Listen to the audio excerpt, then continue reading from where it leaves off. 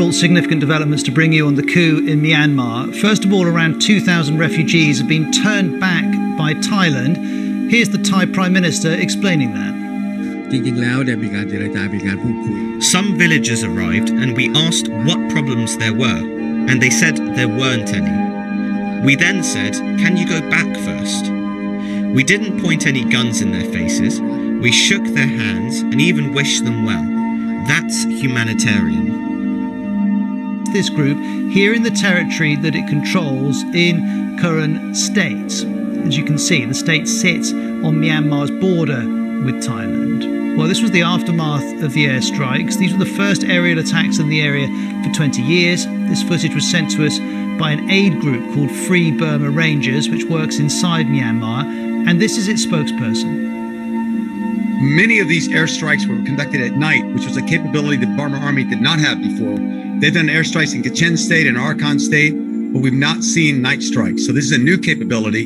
It was a hit at night in the Depuno Valley of the Yunzalan River, which is north of Papun in northern Karen State. And the whole valley now is hiding. That's 5,000 people hiding. Altogether, now we have 12,000 people displaced. Then the planes came and went along the Thai-Burma border, bombing Karen places just on the Burma side of the border. And then this is what happened next. Ethnic Karen families went into hiding. Some took boats across the Salween River to Thailand. Reports suggest that injured people were allowed into Thailand.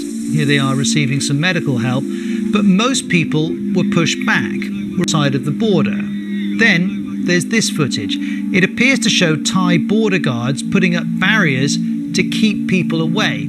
A local Thai official has told Reuters the army was sending most Burmese back as it deemed the situation over the border to be safe. Although it says here from the BBC's Jonathan Head on the Thai border with Myanmar. Well, the number of armed men we're seeing here tells you that this is now a very tense border with Myanmar. And the Karen people who've been coming in here, many of them injured, of course, for years, have known something that young activists in the cities of Myanmar are now learning at first hand, that the Myanmar military, far from defending people, wages war against them with pitiless savagery, crushing them as enemies. But many of those people were turned back by Thailand, which is insisting it's respecting the human rights of refugees. With the barbed wires and trying to prevent them from coming further into Thailand. So yes, they've been kind of like pushed back in a way that they can be in certain area, and it's kind of like a deterrence not to let too many of them coming in. And then once this footage has been released, the government has to come and say, no, we're not trying to push them back, but we welcome them, we let them in, but we have our professional ways of dealing with these people. Well, Burmese refugees are also trying to enter India, and that led to a crackdown there too. We're told the border state of Manipur had originally told officials to politely turn away new arrivals.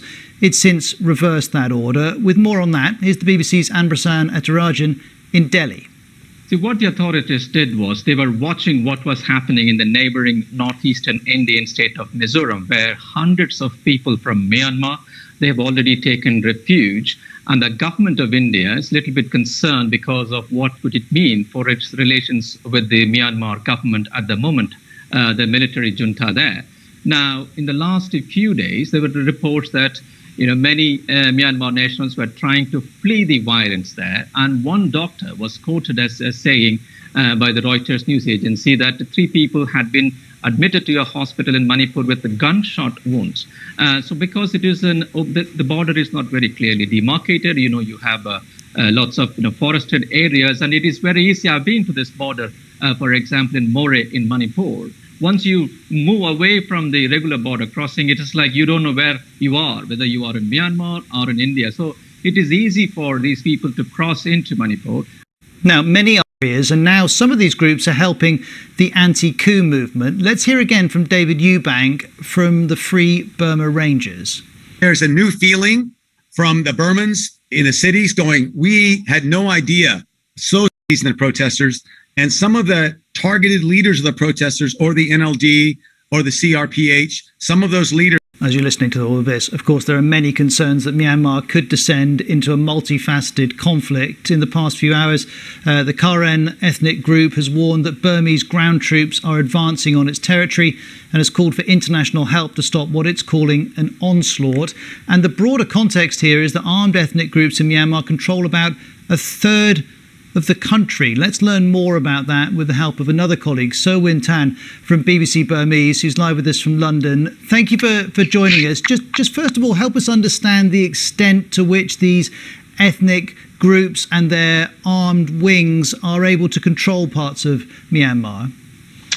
Since the independence in 1945, then Myanmar has experienced this kind of civil war. A little bit of history. Myanmar is made up of major different ethnic groups. There are over 100 of ethnic groups are living in Myanmar. Karen, we just talked about, is one of them, one of the biggest groups. They all have their own army. They are calling for more autonomy and from the central government. They have been waging this war against the central government for over 7 decades. But in recent years, that the government had made ceasefire agreement with different ethnic groups. There are still groups which haven't signed any ceasefire agreement with the central government. Karen National Union, which we are talking about, is one of them. They have signed it. But on Saturday, they overran a military outpost and then seized that military outpost and killed a few of the soldiers and captured a few of them. So military launched retaliatory attacks. We talked about this area bombardment, and now soldiers are marching towards those kind of Karen National Union, pushing the refugees towards the Thai-Burma border. And so how easy is this alliance between the protesters in the city against the coups and these ethnic armed looking for more autonomy from the central government? And some of these protesters in the cities want to give power back to the democratically elected central government. Yeah, but for now they have a common enemy, which is the Myanmar army. So they need to fight this Myanmar army first. That's the understanding between the protesters, urban protesters and the ethnic armed groups.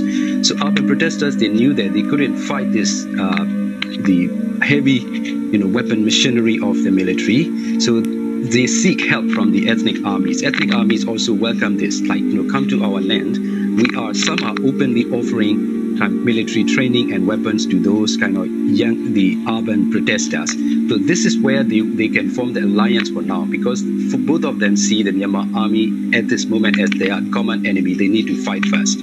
500, it's reported 8 more people died today. These pictures are from Yangon. The smoke is from rubbish that's been piled up into the streets and then set on fire. Other videos appear to show soldiers firing towards demonstrators as they crouch behind sandbags. So, what are you hearing about the violence in the cities? The still protests are going on, different shapes and forms. But we did not see, larger number of protesters coming out onto the streets these days because they face lethal force. The soldiers and police are not kind of hesitant to shoot at the protester. They use lethal force, use live bullets, but the protests are still going on across the streets because they say that protesters are saying that you shoot the protesters like garbage. So now these are the things that you should really shoot. So overnight that they will scatter the garbage, the baggage across the streets. And also they are still continuing different silent protests, civil disobedience movement, banging of pots and pans in whatever way they can. But they know that once they get out onto the streets that they would face the lethal force by the army and soldiers waiting for them in the streets. And so, briefly, if you would, has the military offered any justification for the fact that it's killing civilians in the street? They didn't. They just, make it out as these are the destructive elements, that we are trying to stabilize the country while these protesters are violent instigators. They term the protesters as the instigator who are trying to destroy the stability of the country. That's why they legitimize or they justify their action of their killing on